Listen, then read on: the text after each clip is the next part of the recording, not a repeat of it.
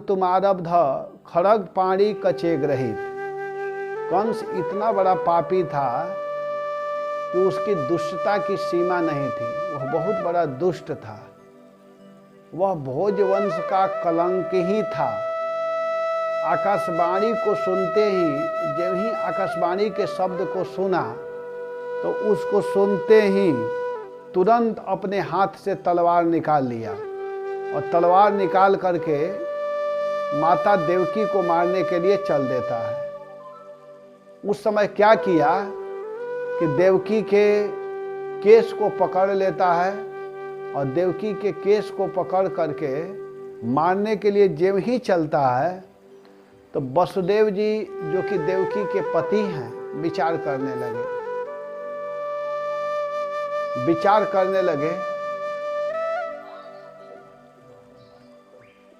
हरे कृष्णा कृष्णा कृष्णा हरे हरे, हरे राम राम राम हरे हरे।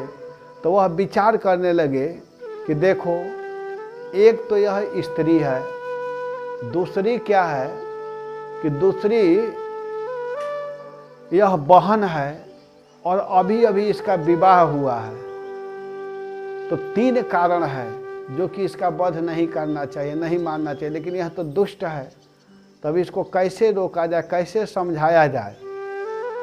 तो समझाते हुए वसुदेव जी कहते हैं और विचार भी करते हैं कि मैं पति हूँ देवकी का, अगर मेरे सामने ही मेरी पत्नी का वध कर देगा तो मैं किस तरह का पति जो कि अपने पत्नी का रक्षा न कर पाया। तो जहाँ तक बुद्धि काम करे, जहाँ तक बल काम करे, तहाँ तक व्यक्ति को प्रयास करना चाहिए बचाने का। अगर बल है, शक्ति है, सामर्थ्य है और नहीं बचाता है तो उस व्यक्ति के ऊपर दोष लगता है। लेकिन शक्ति और बल जब नहीं है अथवा अपने शक्ति के अनुसार जितना प्रयोग करना चाहिए करने के बाद में भी अगर नहीं बचा पाता है तो उस पर दोष नहीं लगता है। तो वसुदेव जी ने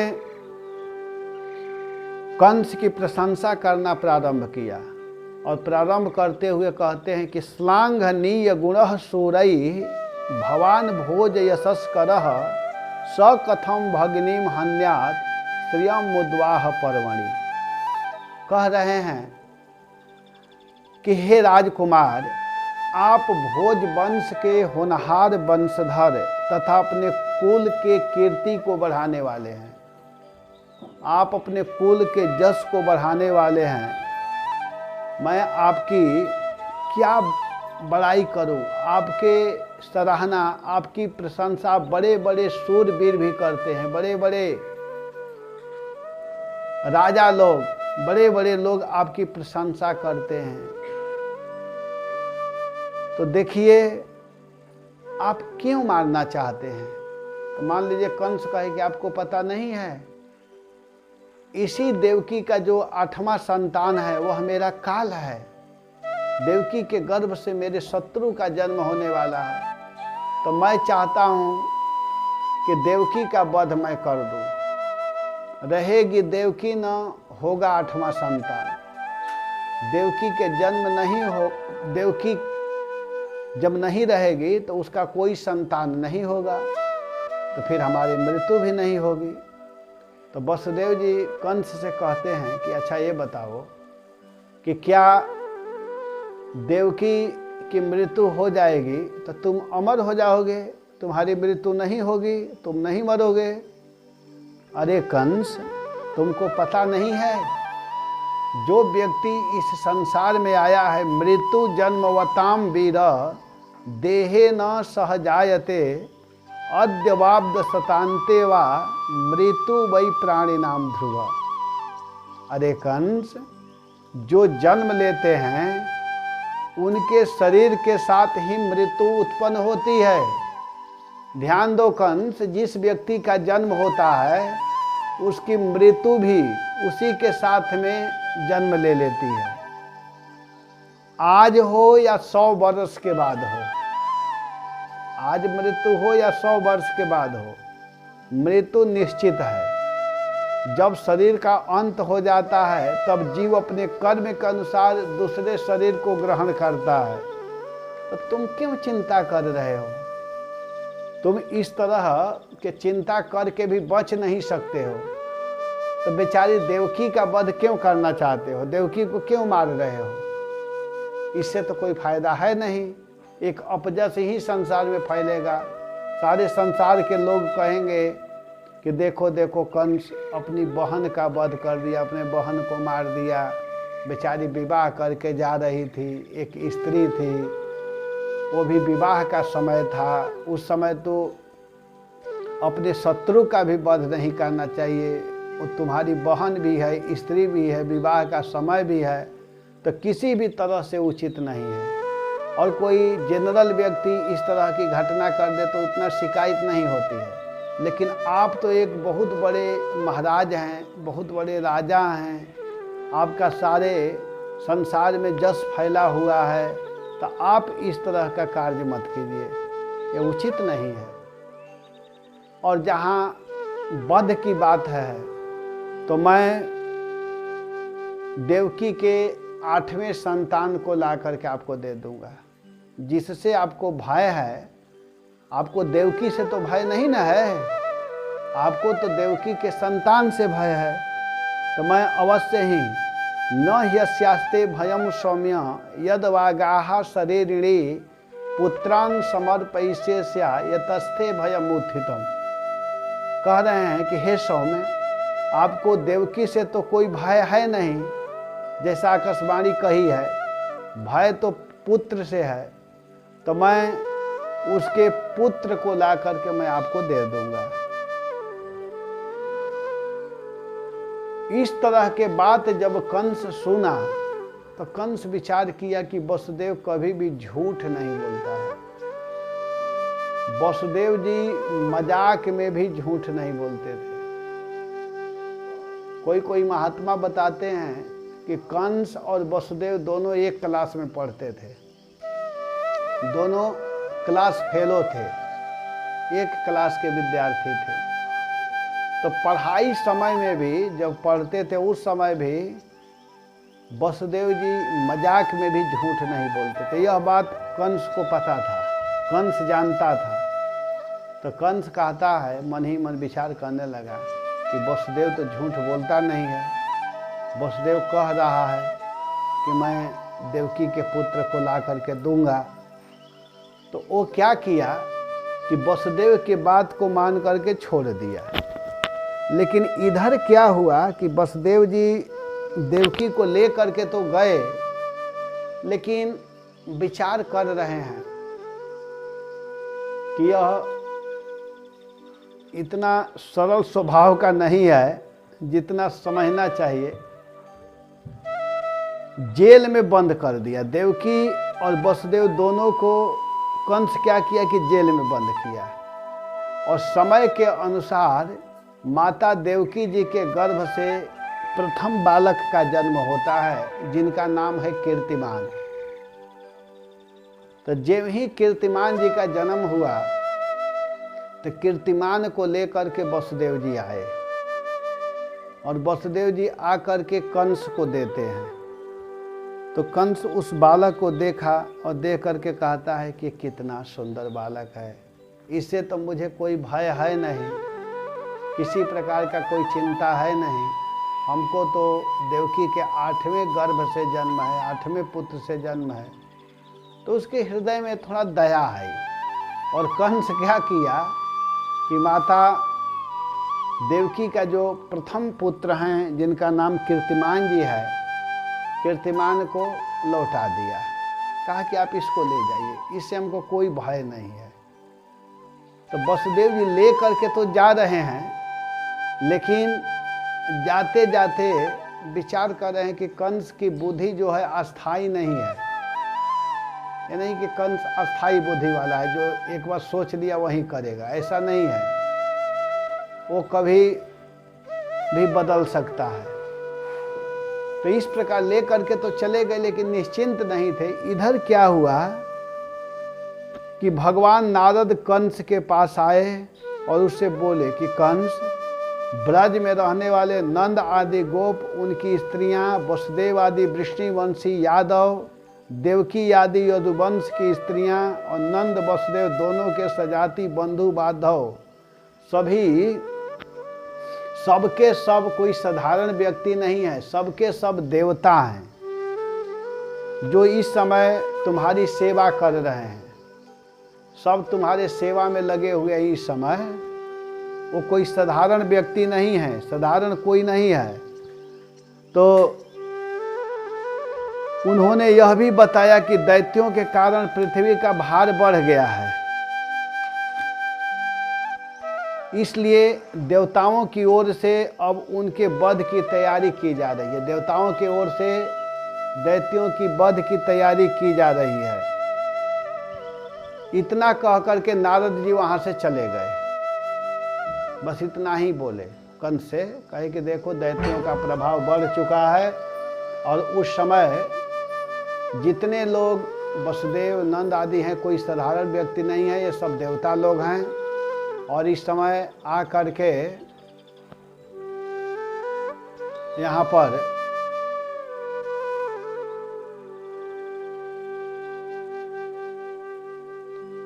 सेवा में लगे हुए हैं सभी लोग, और सभी लोग सेवा में लगे हैं।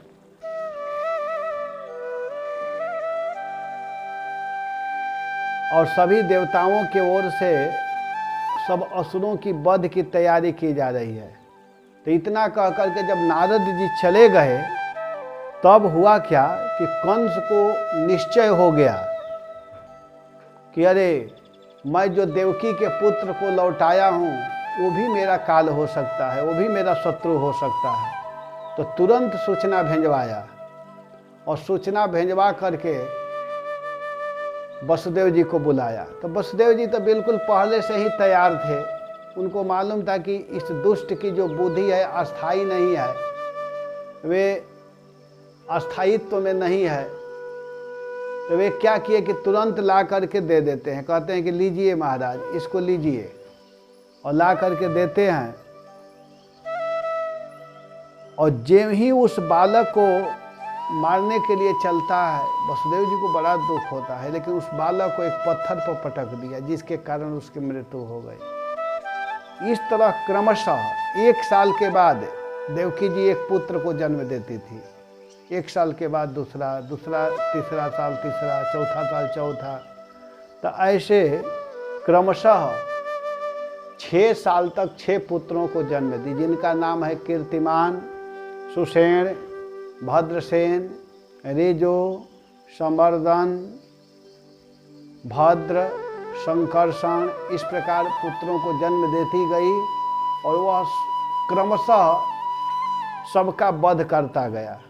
पहला पुत्र, दूसरा पुत्र, तीसरा पुत्र, चौथा, इस तरह 6 पुत्रों का वध कर दिया।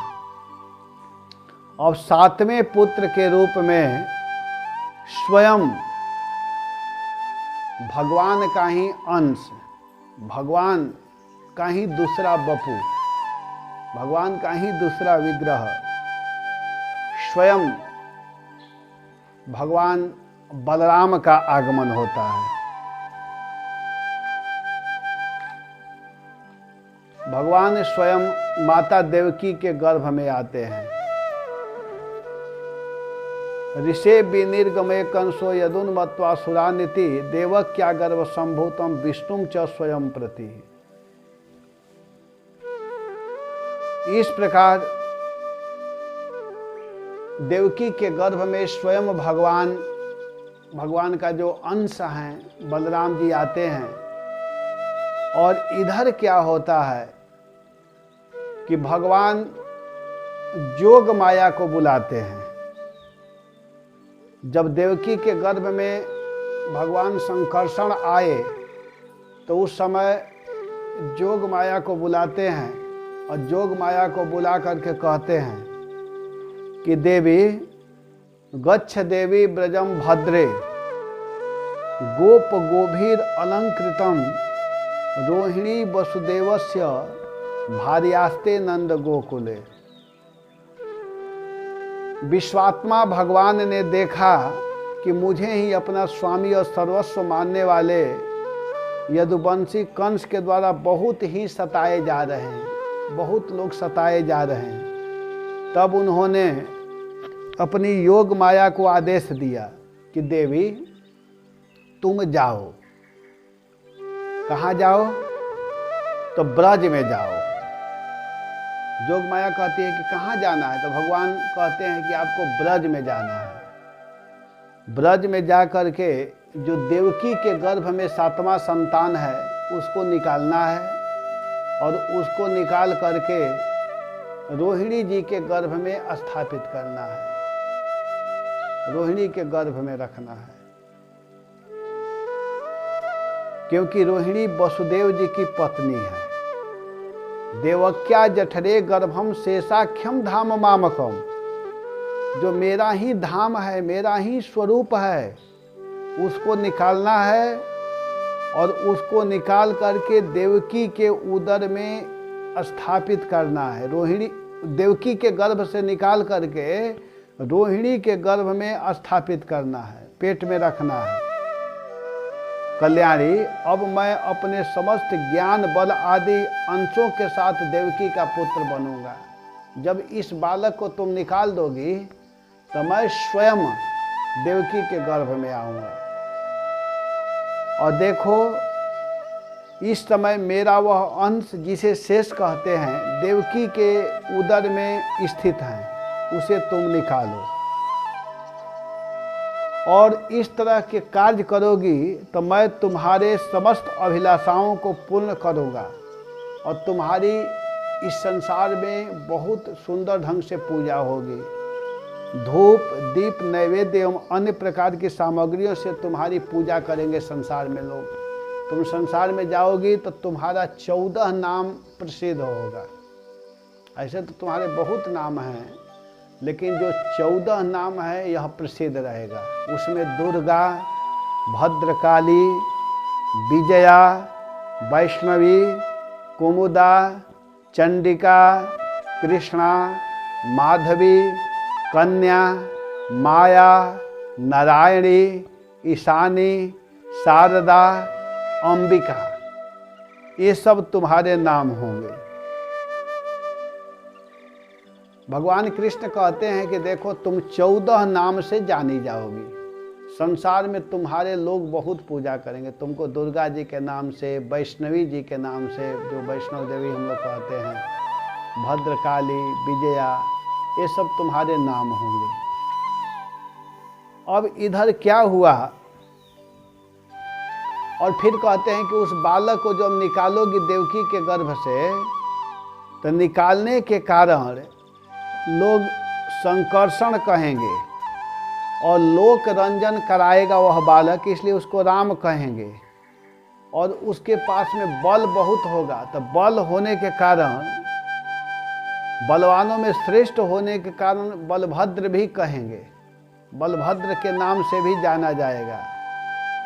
जब भगवान ने इस प्रकार जोग माया को आदेश दिया, तब जोग माया क्या की कि वहाँ से चल देती है और वहाँ से आकर के करती क्या है कि माता देवकी के गर्भ से 7वें बालक को निकाल करके माता रोहिणी के गर्भ में स्थापित करती हैं और स्वयं यशोदा के यहाँ जन्म लेती हैं।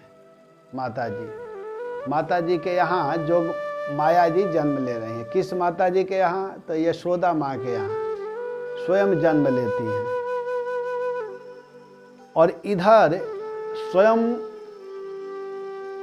अकारण करुणा वरुणालय, जो सबके आराध्य हैं, जो सबके ईश्वर हैं, जिनसे सारे जगत की सृष्टि होती है, जिनसे सारे जगत का पालन होता है, जिन भगवान से सारे जगत का संहार आदि होता है, जो समस्त कारणों के मूल कारण हैं, जिनमें अनंत ब्रह्मा, अनंत विष्णु, अनंत महेश निवास करते हैं, वही भगवान आज माता देवकी के गर्भ में आ रहे हैं। गतो जगन मंगलमच्युतांशः समाहितं सूरसुतेन देवी दधाद सर्वात्मक आत्मभूतम काष्ठा यदानंदकरम मनस्तः।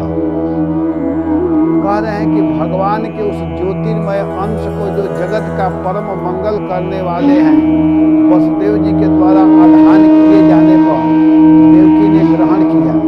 कैसे माता देवकी ग्रहण की? जैसे पूर्व दिशा चंद्रदेव को धारण करती है वैसे ही शुद्ध सत्व से संपन्न देवी देवकी ने विशुद्ध मन से सर्वात्मा एवं आनंद स्वरूप भगवान को धारण किया। वो आनंद के स्वरूप हैं, उस भगवान को धारण किया। और जब ही भगवान को माता देवकी ने धारण की तो भगवान को धारण करने से भगवान जब ही माता देवकी के गर्भ में आए तो उस समय देवकी उनका भी निवास स्थान बन गई, परंतु घड़े आदि के भीतर बंद किए हुए दीपक का और अपनी विद्या दूसरे को न देने वाले ज्ञान खल की श्रेष्ठ विद्या का प्रकाश जैसे चारों ओर नहीं फैलता है, वैसे ही माता देवकी जो कंस के कारागार में थी उनकी शोभा नहीं। जैसे किसी ज्ञान खल के पास में ज्ञान हो, सरस्वती जी हो, तो सरस्वती जी खुश नहीं रहती, कंजूसों के पास में।